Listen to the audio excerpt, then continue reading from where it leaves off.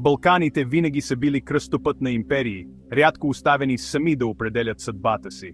Днес регионът е оформен от сенчести мрежи, частни военни компании, паравоенни групи и подкрепени от чужбина групировки, действащи под повърхността. Тези съвременни кукловоди дърпат конците невидимо, подклаждайки нестабилност и оформяйки политиката от София до Сараево. Те не са просто наемници. Те са инструменти на външната политика, даващи на държавите възможност да отричат, докато прокарват интересите си. Русия, Турция и дори регионални играчи като Сърбия използват тези групи, за да прожектират сила, да водят дигитална война и да манипулират общественото мнение. Тяхното присъствие заплашва да разпали стари конфликти и да дестабилизира крехки демокрации. За да разберем Балканите днес, трябва да изследваме тези тайни сили и техните спонсори. Тази история ще разкрие кои са тези частни армии, как действат и какво влияние имат върху сигурността и бъдещето на региона. Нашата цел – да повишим осведомеността за невидимите сили, оформящи Балканите. Частните военни компании, или ЧВК, не са просто злодеи от филми. Те са реални, печеливши бизнеси в съвременната геополитика. За разлика от националните армии, ЧВК отговарят на договори, а не на държави, действайки в правни и етични сиви зони. Правителствата ги използват за операции, които могат да бъдат отречени, обучение, сигурност, дори бой, без политическите последици от разполагането на официални войски. ЧВК предлагат редица услуги, логистика, инфраструктурна сигурност, военно обучение и най-спорно – пряк бой. Те набират бивши специални части от цял свят, създавайки група от квалифицирани оперативни работници, лоялни на заплати, а не на знамена. На Балканите, с тяхната история на конфликти и много ветерани, това създава уникални уязвимости. ЧВК процъфтяват от нестабилността, ескалирайки местните напрежения и превръщайки споровете в въоръжени сблъсъци.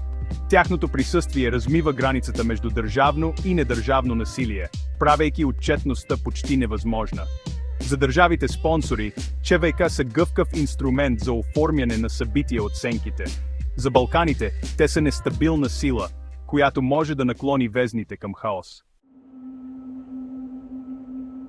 Групата Вагнер е най-известната частна армия на Русия, действаща като прикрит инструмент на външната политика на Москва. На Балканите влиянието на Вагнер е фино, но разрушително.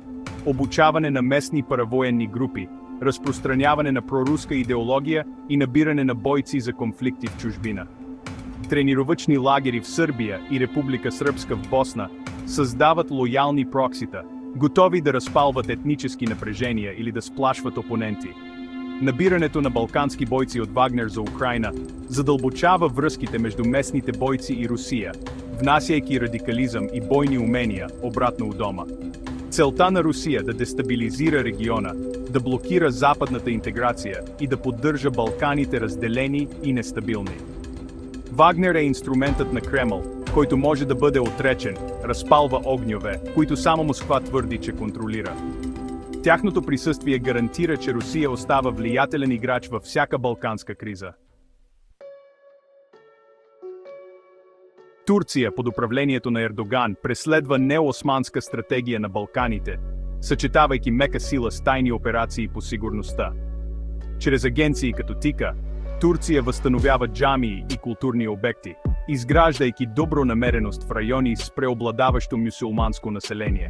Частни охранителни фирми като Садат, макар и потайни, са обвинявани в обучение на протурски актьори и разширяване на обхвата на Анкара. Дианет финансира джамии и обучава имами, насърчавайки одобрен от държавата ислям, съобразен с турските интереси. Тази мрежа от културно, религиозно и сигурно влияние създава лоялни елити и оформя местната политика.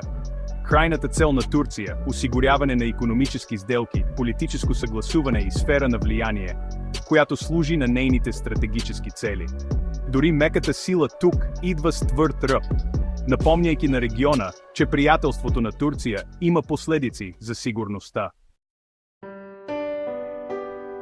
Сърбия е едновременно мишена и център за паравоенна дейност, балансирайки между изтока и запада, докато използва националистически мрежи. Много бивши паравоенни от югославските войни сега работят в частната охрана, ветерански групи или ултранационалистически партии, поддържайки готовност за мобилизация. Тези групи имат дълбоки връзки с сръбските служби за сигурност и могат да бъдат активирани, за да влияят на събитията в Босна, Косово и Черна гора. Русия експлоатира тази инфраструктура, партнирайки си с сръбски групи за съвместно обучение и набиране, вграждайки своето влияние в екосистемата за сигурност на Сърбия.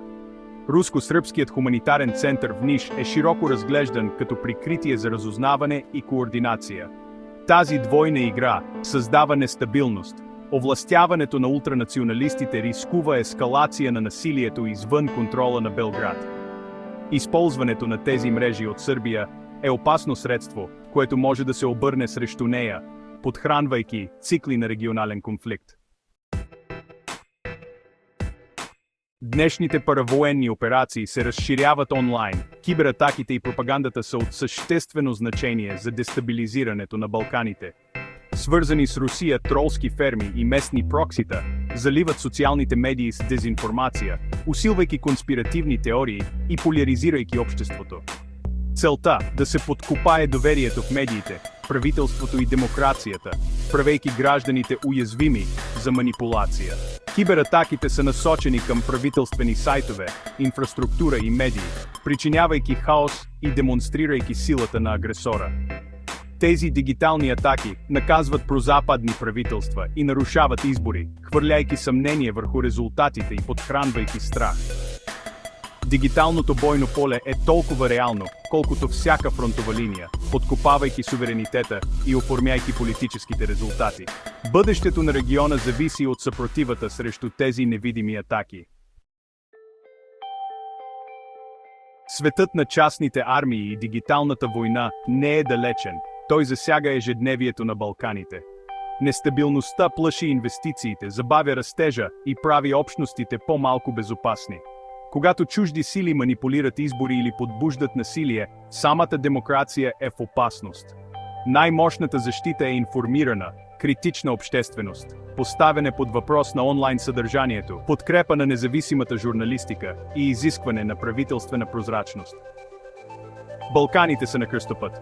Единият път води до стабилност и интеграция, другият до подновен конфликт и чуждо господство. Частните армии и техните спонсори настояват за разделение и хаос. Съпротивата срещу тях изисква бдителност, смелост и обща ангажираност към независимостта и върховенството на закона. Първата стъпка – да отворим очите си и да откажем да бъдем пионки в чужда игра.